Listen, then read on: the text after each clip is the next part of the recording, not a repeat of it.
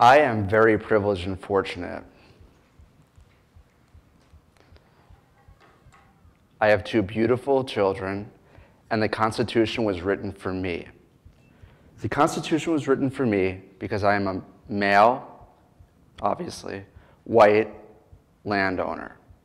When the founders wrote the Constitution, they were thinking about themselves and their friends, not their wives or slaves. The founders purposely left out an astounding number of people. Their prejudices created large groups of zeros in the government's eyes. There should be no zeros in a democracy. Yet the government has and still does treat people as zeros based on what they look like, where they're from, what they believe, how much money they have, or who they love. This is wrong and is completely un-American. Fortunately, the story of America is a story of brave people standing up to fix that problem.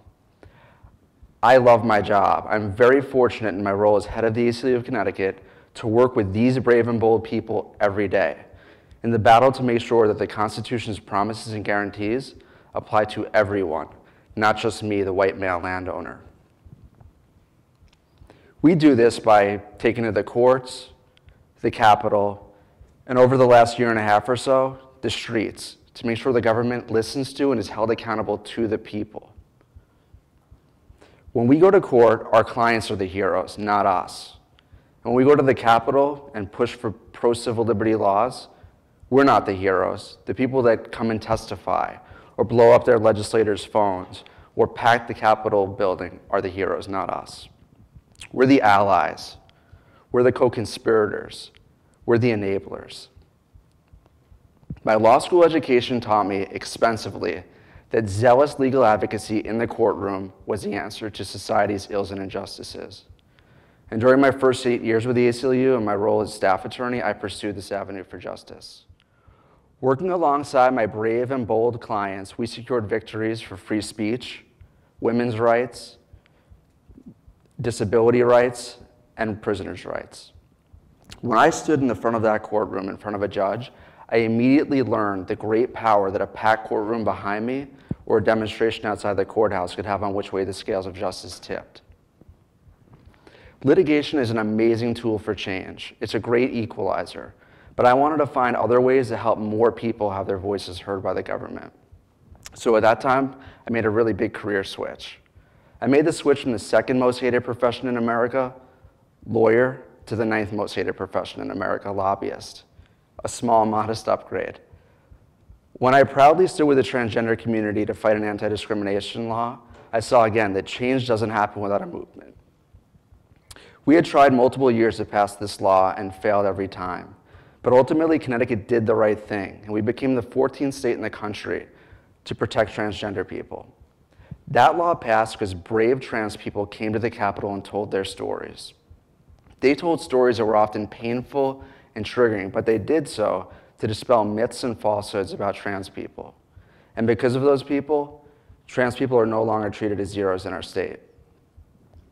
Fortunately, Connecticut has a long and storied history of brave people standing up to fix injustice and make sure everyone is treated equally. People like Prudence Crandall and Sarah Harris. This is Prudence Crandall. She was a 28-year-old school teacher in Canterbury, Connecticut in the year 1831. Prudence was opening a school for privileged white girls. I want you to picture and visualize Prudence's classroom. Picture a homogeneous all-white class. Now enter Sarah Harris. Sarah is a 19-year-old black girl, the daughter of a free farmer and abolitionist, and friend of Prudence Crandall's maid.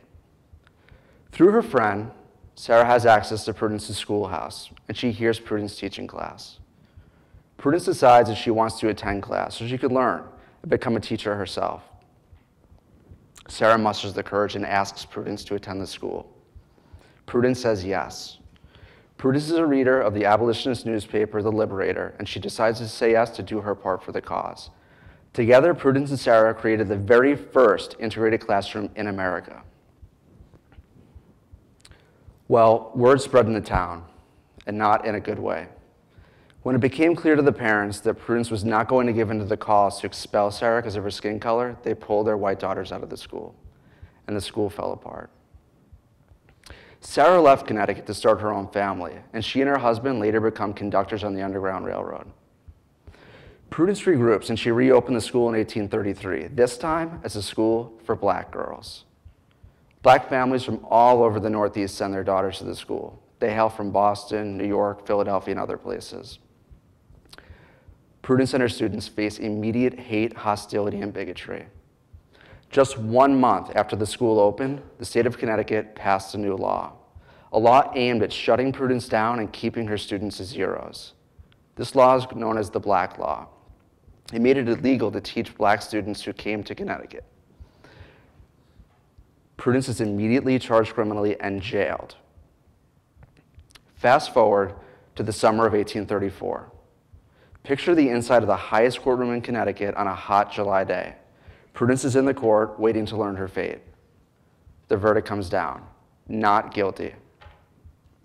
Don't get excited. It wasn't because the court thought that black and white students should learn aside each other. She got off on a technicality, a problem with the warrant. Nevertheless, bigots don't like the fact that Prudence was exonerated, and they take matters into their own hands. A mob enveloped her schoolhouse, and they broke approximately 90 windows. Her well was poisoned, and they even tried to burn the school down. Fearing for her student safety, Prudence closed the school and left Connecticut. 5 years later, the state of Connecticut repealed the Black Law. It took another 50 years, but Connecticut ultimately honored Prudence and gave her a small pension for what they had put her through. She died 4 years later in Kansas, 1,500 miles from the school she founded. But her students went on to become activists, abolitionists, and teachers themselves. In 1995, the state of Connecticut made Prudence our state heroine, and there is a beautiful statue of Prudence and Sarah in the Capitol that I lobby at every day. This statue is an amazing reminder of the power that people can have for equality and positive change. I wish Prudence and Sarah could see that statue. I wish they knew that their actions set forth a chain reaction that integrated schools and changed the constitution and culture of our country forever. Prudence and Sarah didn't know it, but nowadays, they would be a prime ACLU client. They were people that put themselves in a dangerous and difficult position to vindicate the rights of other people. 200 years later, we need people like this stepping up more than ever. A lot of people in Connecticut think that we're past these racial justice issues, that we live in some kind of post-racist bubble. It is very easy for liberal bastions like Connecticut, New England, or the West Coast to think this. I often hear people saying, look at Texas, but in reality, Connecticut has worse racial disparities.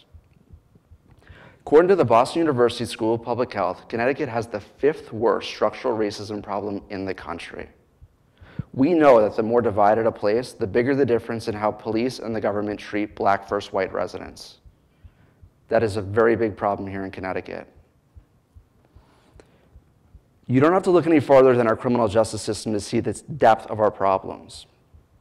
Connecticut police and prosecutors do treat some people differently based on what they look like or where they're from. This is wrong. Look at our prison system to see how big the problem really is. We rank 6th worst in the country when it comes to incarcerating black residents. And we're the 2nd worst nationwide when it comes to incarcerating Latino residents. More than 2/3 of the people in Connecticut prisons and jails are black and brown. I myself have spent countless hours in Connecticut prisons and jails interviewing clients for civil liberties violations. And I can tell you that those prison populations look nothing like any Connecticut community. Sadly, the problem with racism in our state is not just confined to our prisons and jails. And make no mistake, the people in those prisons and jails are not there because of the crimes they commit, but because of structural racism. Due in part to the ACLU of Connecticut's advocacy, Connecticut has the most comprehensive racial profiling statistics in the country. This data that police collect themselves shows clearly that black and brown drivers are disproportionately stopped by police. Those same black and brown drivers are much more likely to be stopped by police during the day than at night. That's because police can readily see their race and ethnicity during the day, another very clear sign of biased policing. Sometimes those interactions turn deadly. Last year in Connecticut, police killed at least 6 people after shooting them, including a 15-year-old unarmed boy named Jason Negron. I have to say at least 6 people because we actually don't have a firm number of how many people police in our state hurt or kill. Even though they're government employees, they don't report on that. They do have to report on one type of use of force, and that's taser use. And that's because of another brave and bold person who, after he and his family were treated as heroes, stood up and took action. His name is Wilson Ramos. In 2014, Wilson endured something that no one should ever have to go through. Wilson and his brother, Jose Maldonado, were in an East Hartford, Connecticut police holding cell. Jose, who was unarmed and drunk, stumbled towards the door of the cell. In rushed 3 police officers. One of the officers pulled his taser and tased Jose in the chest for approximately 20 seconds. That's the equivalent of 4 separate tasings. Right after that, another officer towered above Jose and punched him in the head repeatedly. Jose fell to the ground and died in that cell. Jose was 22 years old. He was a father, a son, a grandson, a great-grandson, an uncle, a brother, and a friend. Just 2 days after witnessing his brother get killed by police, Wilson took action. He called the ACLU. Wilson had Googled Connecticut and taser and found my name. At that point, 13 people in Connecticut have died after being tased. 9 of those 13 people were Black and Latino. For years, I've been trying to get the legislature to pass a law, a modest law, to require police to report on when they use tasers and get training to use them. The law failed miserably every time. Wilson got involved and change finally happened. In the closing days of the 2014 legislative session, Wilson came to the Capitol. He told lawmakers what he witnessed and what happened to his brother just 1 month earlier. On the power of Wilson's testimony, Connecticut became the first state in the country to require reporting on taser use. That data shows us what we thought, that police use tasers in a racist and dangerous way in Connecticut. Black and Latino men and boys are far more likely to be tased than their white counterparts. This is absolutely wrong. Like Sarah and Prudence, Wilson's actions had a ripple effect. Not only did he create the change I just told you about, but he also showed how much farther we have to go in the battle for racial justice and fair policing. A policing system that treats some people differently undermines everyone's democracy. It destroys faith in the promise of equal protection under the law. Yet right now, we have a rigged system where police police themselves. They don't ever have to answer to the people they serve. This is wrong, and it has to change. To get that change, we're going to need all hands on deck. It's going to take a huge Herculean push. We're going to need people not only to fight for your rights, but everyone's rights.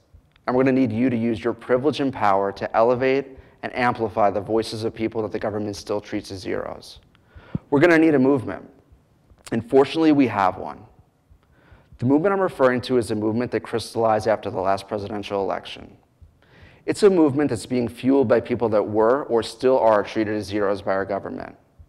Women, youth, Black and brown people, disabled people, immigrants, and the LGBTQ community. We need to all band together and keep pushing hard until everyone is treated equally in our democracy. We know that small actions by large numbers of people makes a difference. It disrupts backward ideologies, helps trump hate, and fosters a good government where everyone is valued and protected. Wilson made a phone call to us while he was grieving and got justice for his brother and exposed Connecticut's serious police brutality problem.